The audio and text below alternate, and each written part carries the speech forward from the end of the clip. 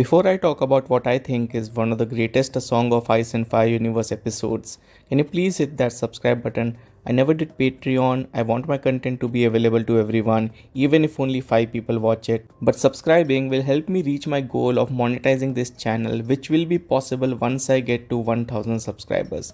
So if you can just hit that subscribe button, that one click would mean the world. House of the Dragon's latest episode might be one of the grandest, most intense episodes I have seen in recent times. I was always curious how they would shoot the Dance of Dragons. Game of Thrones was epic, especially in its early seasons, but we never saw any serious dragon action. Most of the time, we saw dragons flying in the skies and burning cities and people to the ground. And when it came to the ending, when shit got real, it disappointed big time. The deaths did not feel significant, not enough time was given to fleshing out conflicts. It just seemed like everyone was in a bit of a hurry to finish off the story, which is why, for a very long time, I loved House of the Dragon's emphasis on fleshing out the characters and expanding the universe. I know many fans wanted action straight away, but I was so happy with the slow build approach the show took. But season 2 changed everything. This is a landmark episode in television history, and this worked because we knew about the motivations of each character and spent time with them. Whether it was Aegon's feeling of hiding his incompetence with anger and not living up to his name, whether it was Aemon's ambition of the throne and knowing he is more competent than his older brother, or whether it was Rhaenys being a total badass that she is, and her death was just so tragic and beautiful.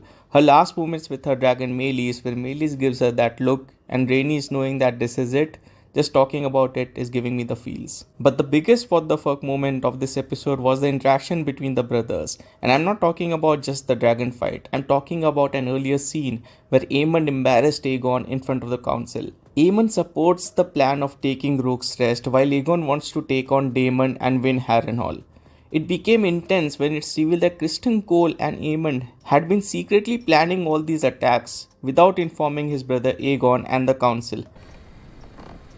The two of you have been plotting without my authority. Aegon feels he's being left out. This is not a new feeling for Aegon. He has felt left out his entire life, and for the right reasons. Aegon is not a king, he is not a leader, he's just a pretender, and he's starting to feel like one. And just when I thought Aegon had reached his limits, Aemon cuts his brother down again, this time in High Valyrian. Gaumaus ne horta mi repagon aeopeopolis. Lokoston kodabri predagon. Prosia potaule de repagon. Sielvotaro mi sirto mi tiripiti vetogon. After an uncomfortable silence, Aegon replies with the High Valyrian that is equivalent to if I had to learn French in one day. Nuke coston vividus segiton Biligazny.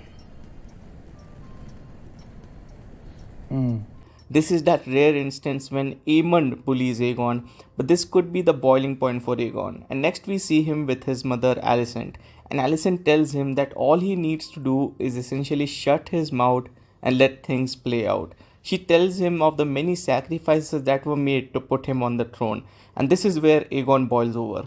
He has had enough. His own mother has told him that he is an incompetent loser. Aegon is all alone.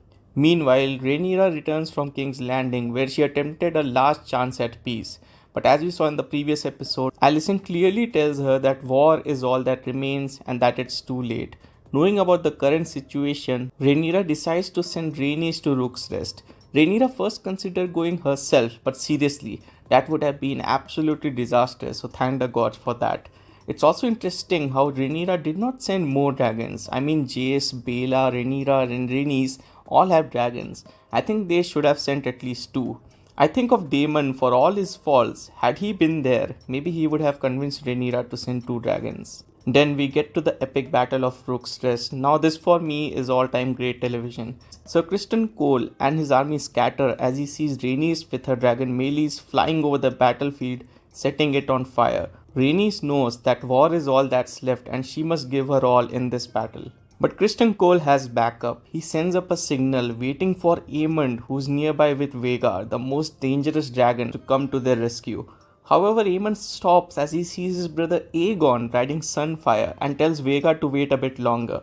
It's clear that Aegon being there is not a part of the plan. Again, Aegon wanting to prove himself is going to cost him dearly. So Aegon and Sunfyre battle Rhaenys and Meleys. It's clear that Rhaenys has the upper hand because of her experience, and Aegon is still very raw in battle. Just when Aegon is in trouble, his brother Aemond enters the scene with Vhagar. Aemond then does something unthinkable. He commands his dragon to unleash fire, and it seems that he does that specifically to take out Aegon, his own brother. Many have debated over this, but even if he intended to take Rhaenys out, he had to know that there was a very real possibility that Aegon would get hurt, but he did it anyway. I don't have any doubts whatsoever, he definitely did it intentionally. Aemond has always been bullied by his brother for his entire life, despite being the more competent one. He was introduced to sex by Aegon at the age of 13 with Sylvie, an older woman, and he has been going to Sylvie ever since. Aemond was working hard with Sir Criston Cole training, while Aegon was enjoying betting on children and having sex. All of this led to Aemond seeing an opportunity to take down his brother, and he did not miss. The resulting chaos sends Aegon and Sunfyre crashing to the ground.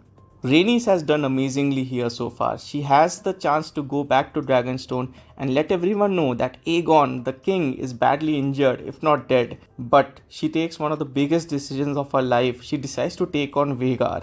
Meanwhile, on the ground, it's total chaos. Soldiers are being burnt and everyone is running for their lives.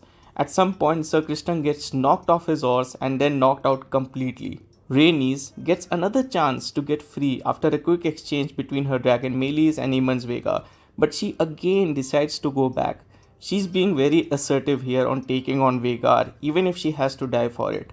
Taking down Vhagar would essentially end the war, and Rhaenys will give her all to do that, to protect her queen, Rhaenyra. It's as if she has accepted her fate.